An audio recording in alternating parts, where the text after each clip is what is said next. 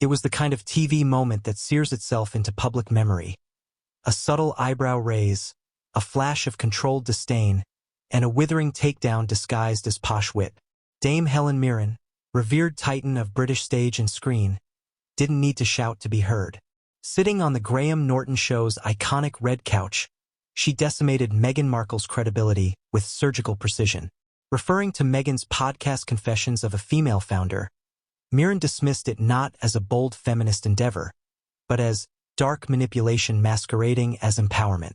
No giggles, no applause, just that unmistakable atmosphere of collective recognition. Someone had finally said what everyone was thinking. To those who've endured Confessions of a Female Founder, the criticism came as no surprise. Far from being an insightful look into the challenges of womanhood or entrepreneurship, the podcast is an exercise in curated victimhood, self-congratulation, and emotional manipulation. With syrupy sincerity and performative vulnerability, Meghan presents herself not as a duchess-turned-millionaire media executive, but as a silenced underdog fighting shadowy forces of patriarchal oppression. Meghan Markle has never been voiceless. She's been platformed by Oprah Winfrey, Time Magazine, Netflix, Spotify, Penguin Random House, The Cut, Variety, and countless high-end media outlets. Her voice has not only been heard, it's been amplified, commercialized, and weaponized against the very institutions that once elevated her. Yet, episode after episode, her podcast paints a world in which Meghan is the perpetual victim, misunderstood and mistreated by palace courtiers, press barons, and, most predictably, the British public. Mirren's phrasing, dark manipulation, was calculated. As an actress who understands storytelling better than most, she knows when narrative becomes propaganda. Meghan's podcast doesn't empower, it engineers. It takes legitimate female struggles and weaves them into a personalized martyrdom narrative in which Meghan is always the central heroine. The stories of other women are not explored, they are exploited, serving only as mirrors to reflect the Duchess's own carefully constructed wounds.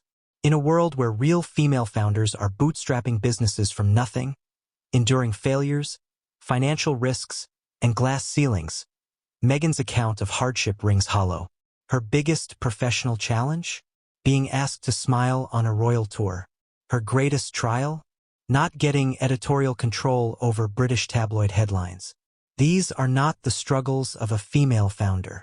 They are the grievances of a woman obsessed with controlling perception while pretending to be persecuted by it. The moment is more than a personal rebuke. It's symbolic. Helen Mirren, a woman of unshakable gravitas, represents a generation that earned respect through craft, humility, and integrity.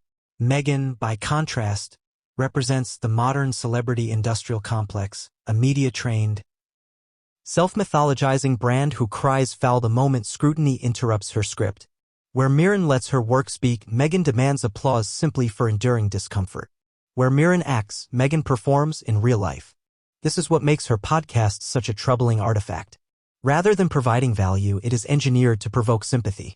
Every anecdote is sanitized, every guest is filtered through Meghan's moral lens, and every grievance is delivered in the sanctimonious tone of a woman certain of her own virtue.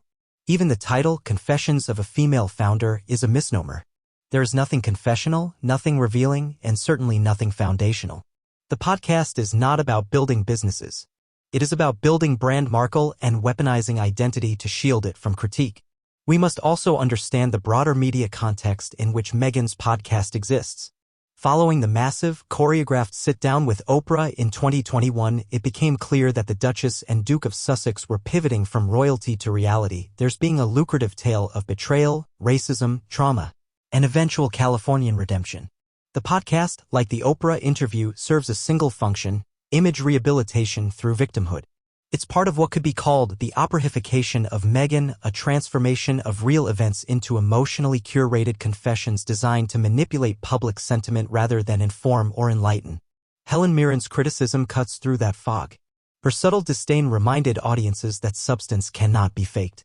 Meghan's grievance-laden monologues may have captivated an American audience unfamiliar with royal reality, but they fall flat under the scrutiny of those who know how these institutions actually work. More importantly, they fail in the face of people like Mirren, people who see through the act. It must be said, Meghan's podcast does a disservice to the very cause it claims to champion. By turning every perceived slight into an example of structural misogyny, it trivializes real oppression. Meghan didn't just want a platform, she wanted to weaponize feminism to silence criticism. But there's a difference between advocacy and narcissism. And too often, her version of feminism feels like the latter. Where are the voices of working-class women in her podcast?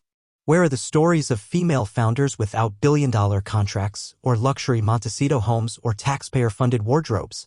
Where are the challenges of single mothers, immigrants, caretakers, and survivors of violence? They're not there. Because Confessions of a Female Founder isn't about them, it's about her. Even the numbers support the argument. Meghan's Spotify podcast flopped so hard that the platform terminated its $20 million deal with Archwell Audio.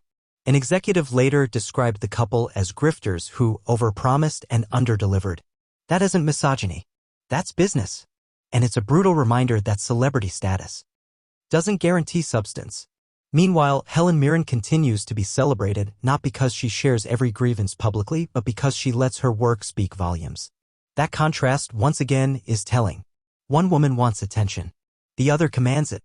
What Helen Mirren did on the Graham Norton Show was not just ridicule, it was a cultural correction. A real woman with real achievements rejecting the shallow, self-pitying brand of celebrity feminism Meghan Markle peddles to the world. It was a takedown without cruelty, a critique wrapped in British restraint, but no less devastating. Meghan Markle, in her endless quest to be seen, has made herself a spectacle. Her podcast, far from being a powerful feminist platform, is a masterclass in performative grievance. And now she's facing the consequence of trying to manipulate an audience that's finally waking up. Because the truth is out. The applause is fading. The narrative is cracking, and Helen Mirren just lit the match.